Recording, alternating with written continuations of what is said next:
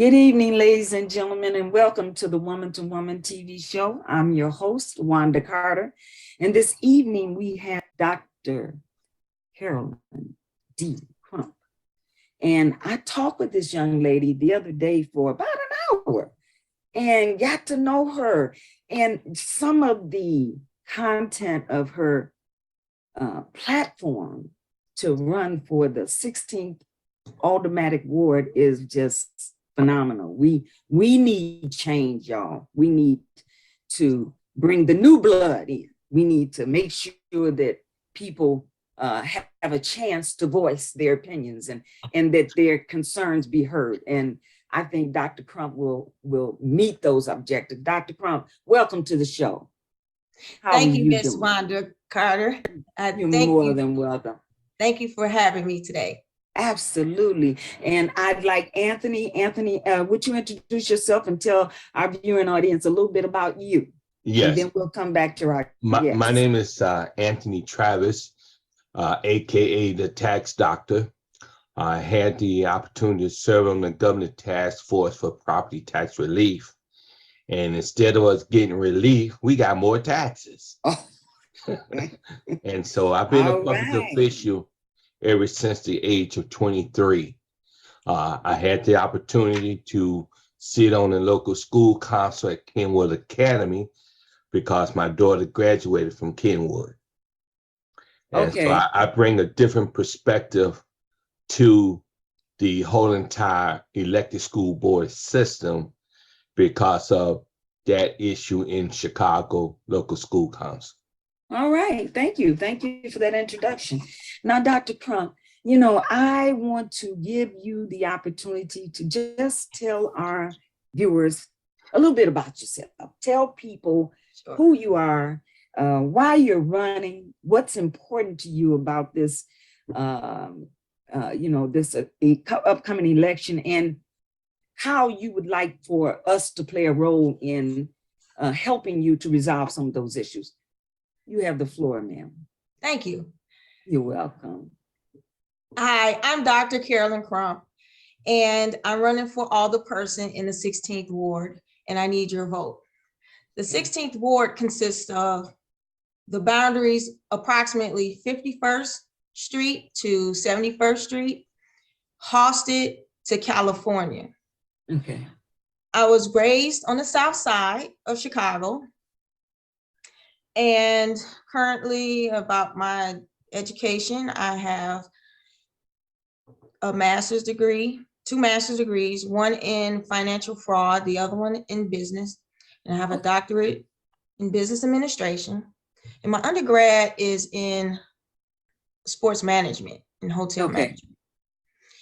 And the reason why I'm running for the 16th Ward is because of not only my educational background, but also I have the business principles to incorporate change in the lives in the 16th Ward and to change the environment of the 16th Ward because we have struggled for so long. Currently, I am a Chicago police officer.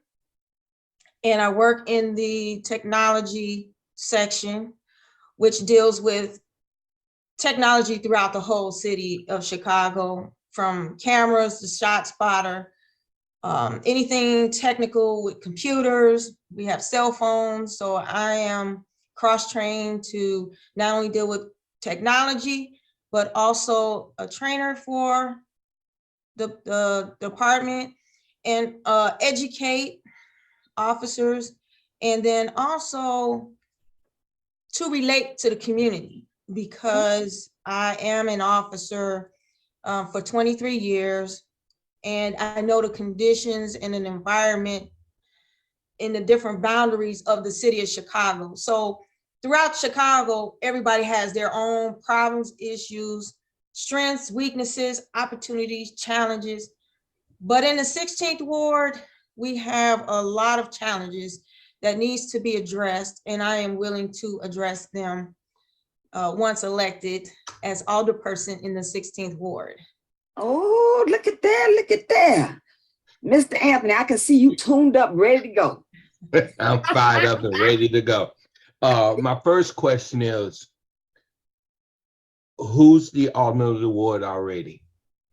Currently, the alderperson in the ward is Stephanie Coleman. Okay, so you running against an incumbent Yes, whose mother was also the alderman over there as well. yes. And so Mhm. you're saying that she have not lived up to the expectation of the alderman, period? Yes. When I first came to the 16th ward, keep in mind, I've lived, born and raised in Chatham, Mhm. but I've always came back and forth into the 16th ward because I have family members here. And what made me come to the 16th ward is that I've always wanted a gravestone. And this was like during the time all my friends wanted to buy property.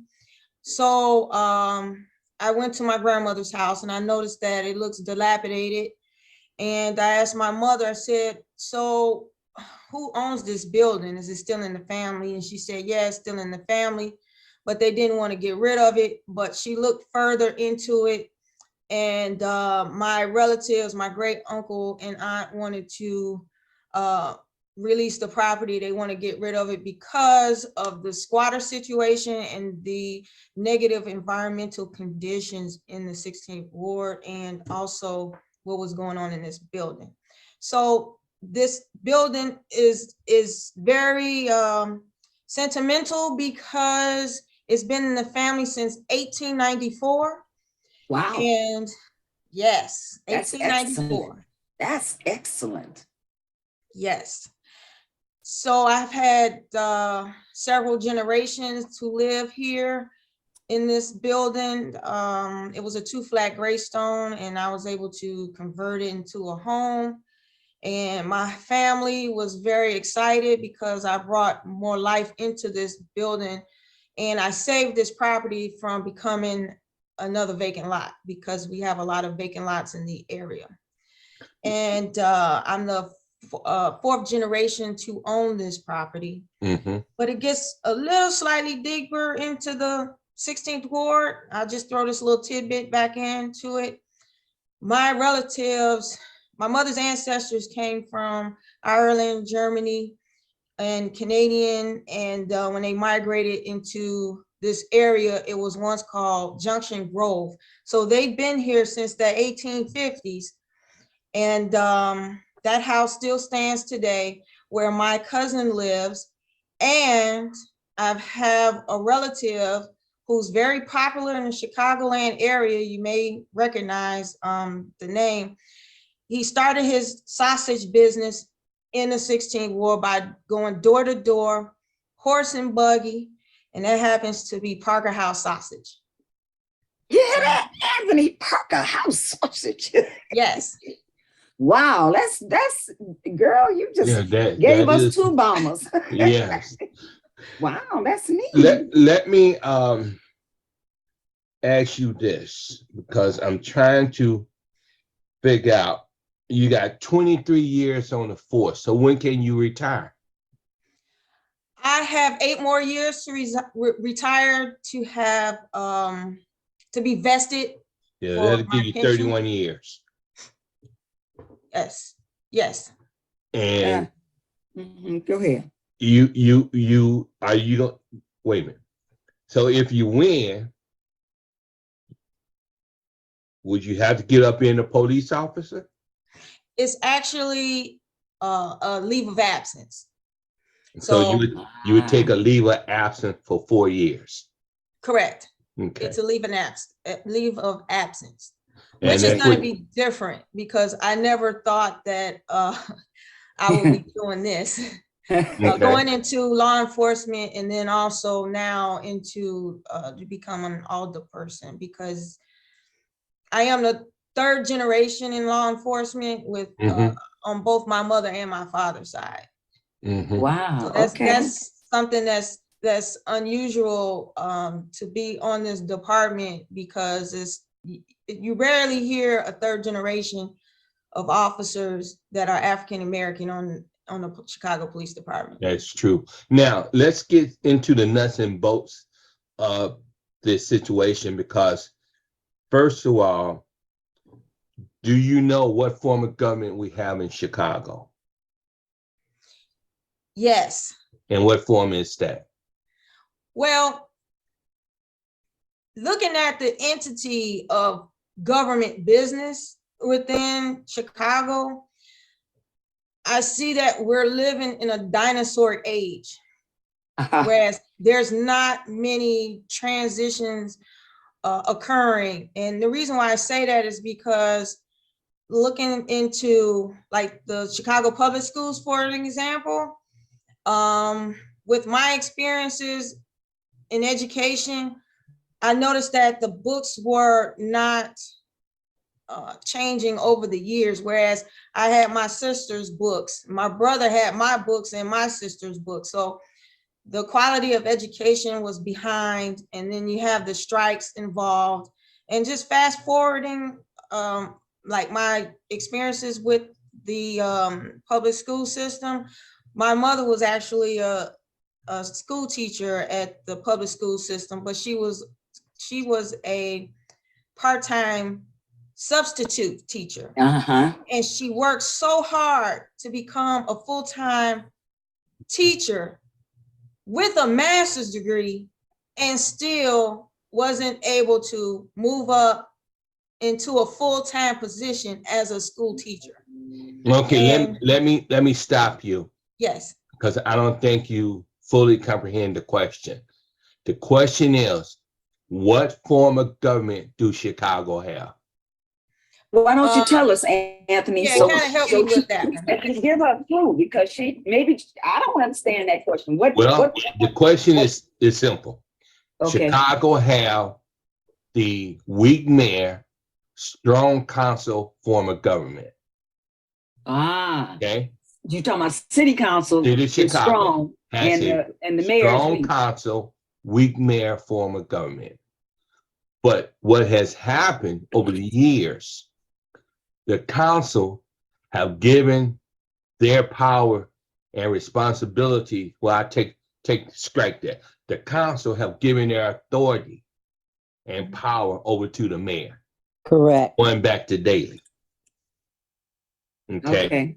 Now, when But Harold, let's see how she changed, how she planned to change it. when Harold was mayor, Mm-hmm. Harold had to count to 26 because you need 26 votes to get anything passed. Mm-hmm. Okay.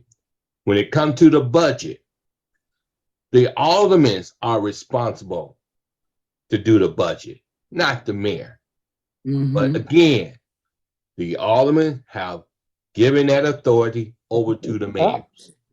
Okay, Going so back what's to your Daley. point? What's your point? Oh, I made my point. Yeah, My he made the point. is you have to understand the type of government that you have in Chicago. Okay. Okay, you're running for a alderman position, not alderman person.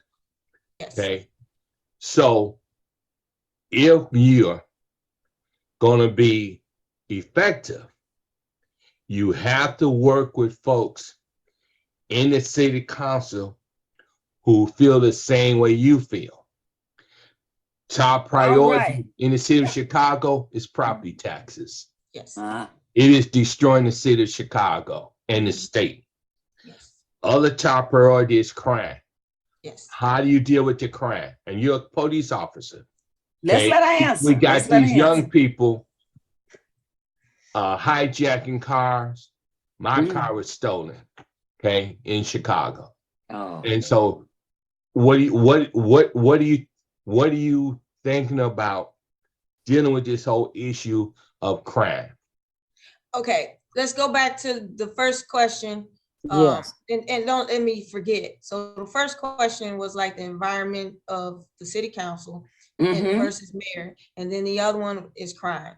So in office, I would not know what it's going to be like in city council because I don't know. I've never been there before. But learning the conditions, my environment, and getting surrounded by these changes and dealing with different wards and different people and their backgrounds, I have the capability of learning people, networking with people, having a conversation, regardless if I agree with them or not, learn their strengths, weaknesses, opportunities, and their challenges and their wards, because I don't have the answers to their wards, but I'm very open-minded to learn what these other wards have to offer and what the people have to offer.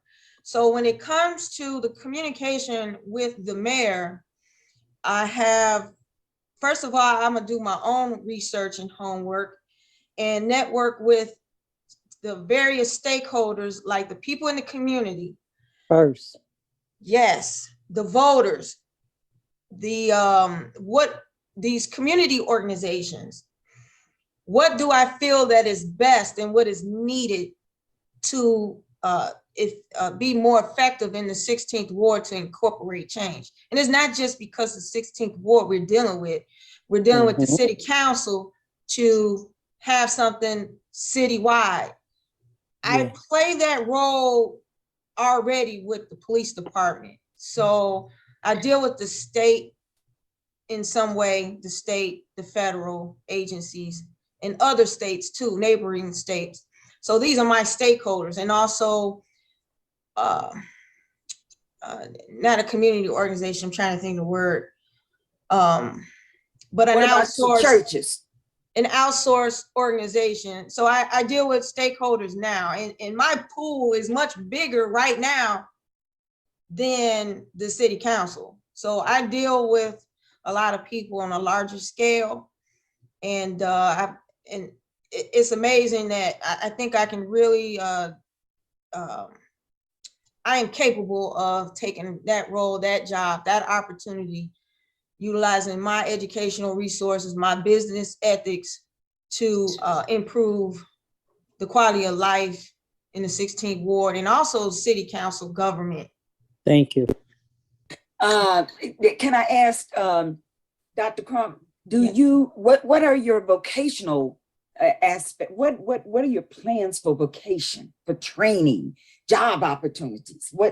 Talk to us about that, because that's needed. I don't think we would have as much crime. I don't think they would have stole your car, Anthony, if they had jobs, if they had resources so they could start their own businesses. I don't think people would be running around trying to hit one another in the head, risking going to jail with Dr. Crump and anybody else if they had resources.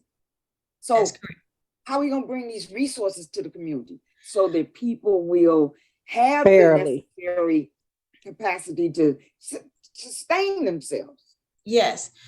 Okay, so that can tie into my question, that second question about crime as well. Just to let you know, I've been a victim of a carjacking incident this last year, and whereas I am thankful to be alive, because it was a very traumatic situation that occurred to me, and whereas I had to take police action. And you know, from time to time, there's a lot more opportunities out here for people to do something better than to attack other people for their materialistic stuff, whereas they can, you know, go out and earn their own. Now, that goes back to vocational shops. Let's just say I went to Dunbar High School, and house. Yes. So we've learned not only educational, like book smart, book ethics, institutionalized books and writing papers, but we also had hands-on. So in my school, somebody did something. We all had thrived at my high school.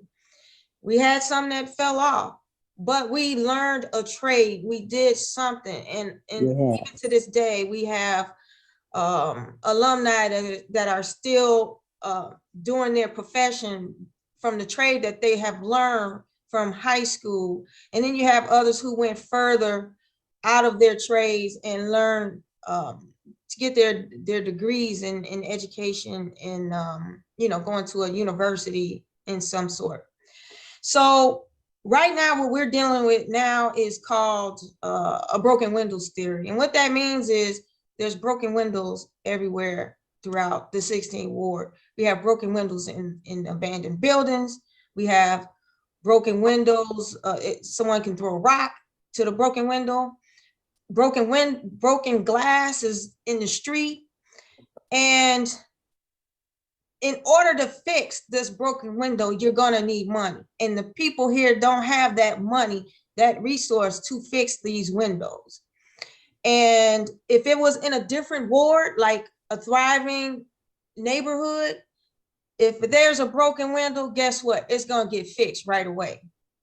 It's gonna get cleaned up. But here in the 16th ward, you have youth, even adults too, that just like to throw trash or take a bottle and just crash it just because, or throw a rock or a brick at car windows and also They're angry. buildings. Yes. And then when you confront the parents, if they're caught and confront the parents is like, okay, so what? What do you want me to do with it? That's not my problem. These are the reactions that I've gotten because my windows have been broken. My windows have been shot out before. So there needs to be something for the youth to do than to break windows, to destroy other people's property. And by doing so, we need something more like recreational activities. Yes, we have parks and recreation, but guess what? They may not have the money to get in those parks, to go to those programs and to learn a skill of basketball or football or baseball or just painting and art.